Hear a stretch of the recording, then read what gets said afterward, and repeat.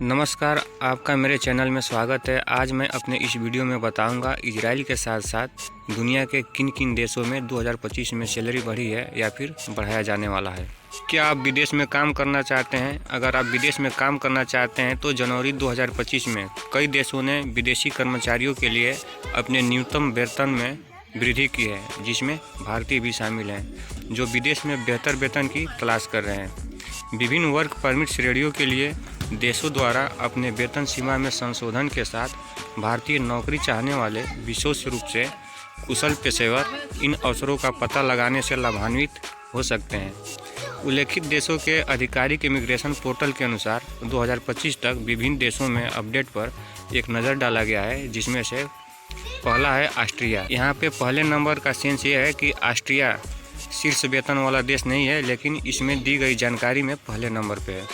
तो आपको बता दें कि 1 जनवरी 2025 से प्रभावी ऑस्ट्रिया ने विभिन्न कार्य परमिटों के लिए न्यूनतम वेतन स्तरों में अपडेट पेश किए हैं।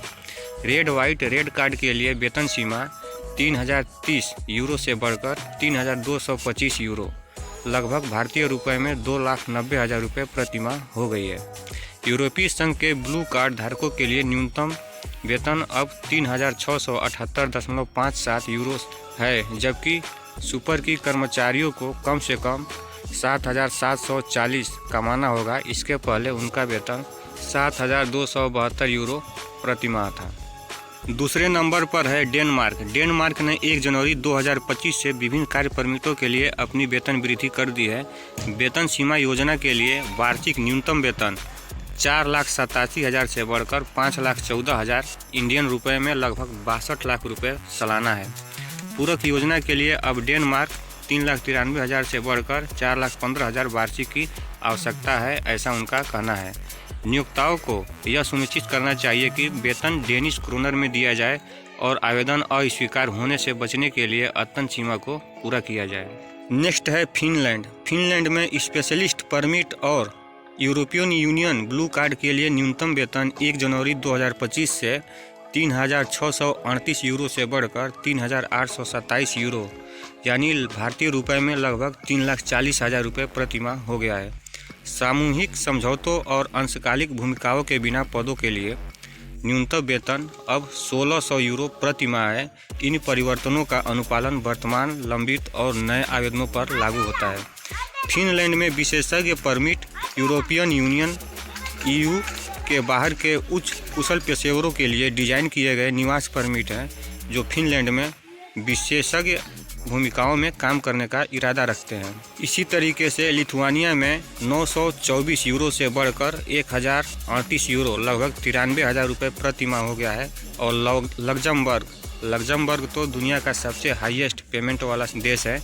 यहाँ पे 1 जनवरी 2025 से 3,085.11 यूरो से बढ़कर 3,165.35 यूरो, यानी लगभग 2,80,000 रुपये प्रति माह हो गया है। माल्टा में 18 वर्ष और उससे अधिक आयु के पूर्णकालिक कर्मचारियों के लिए न्यूनतम साप्ताहिक वेतन यहाँ पर 213.54 यूरो से बढ़कर 221.78 यूरो, यानी 21,000 रुपये प्रति सप्ताह हो गया है। सिंगल परमिट श्रेणी के तहत मासिक न्यूनतम वेतन बढ़कर 925.34 यूरो हो गया है। नेक्स्ट है स्वीडन। स्वीडन में 28,480, यानी भारतीय रुपये में 2,20,000 रुपये प्रति माह है, जो कि अब 18 जून 2024 से प्रभावी है। यूरोपियन यूनियन ब्लू कार्ड धारकों के लिए न्यूनतम वेतन 59,850 प्रति माह है। यह स्वीडिश क्रोन है। ये सीमाएं प्रारंभिक और नवीनीकरण आवेदनों पर लागू होती है। तुर्की ने भी 1 जनवरी 2025 से अपने न्यूनतम वेतन में वृद्धि की है। यहाँ पे 20,002.50 से बढ़कर 26,005.5, यानी कि अगर इंडियन रुपए में बात करें तो 63,000 रुपये प्रति माह होता है। यहाँ पे इतना बढ़ाया गया है। यूनाइटेड किंगडम, ब्रिटेन यानी इंग्लैंड में अप्रैल 2025 से 21 वर्ष और उससे अधिक आयु के व्यक्तियों के लिए न्यूनतम वेतन 12.21, यानी इंडियन रुपए में बात करें तो 1,300 रुपये प्रति घंटा हो जाएगा। युवा श्रमिकों के लिए दर बढ़कर 10 प्रति घंटा हो जाएगा। वीज़ा विशिष्ट थ्रेशहोल्ड में भी अपडेट किए गए हैं, जिसमें कुशल श्रमिक वीज़ा न्यूनतम वेतन अब 38,700 निर्धारित किया गया है। इसी तरह से अजरबैजान ने भी 1 जनवरी 2025 से 345 से बढ़ा करके 400 कर दिया है, भारतीय रुपए में लगभग 20,000 रुपये। और बुल्गारिया ने भी 1 जनवरी 2025 से बढ़ाकर 993 रुपये प्रति माह 933 प्रति माह कर दिया है। यह लगभग भारतीय रुपए में 49,000 रुपये होता है, जो कि अब 1,077 बुल्गारियन रुपये मिलेगा। कोलंबिया ने भी अपने न्यूनतम वेतन में लगभग 9.5% की वृद्धि की है। यह 1 जनवरी 2025 से 14,23,500 इंडियन रुपए में अगर देखें तो 29,000 रुपये प्रति माह होता है, और यूरो में 326 यूरो हो गया है। अब बात कर लेते हैं इजराइल की। तो इजराइल ने 2025 की बजट की मूल योजना में न्यूनतम वेतन को 2024 की दर पर स्थित रखा जाना था, लेकिन हिस्सादूरत के कड़े रुख के कारण वित्त मंत्रालय वेतन में वृद्धि पर सहमत हो गया है।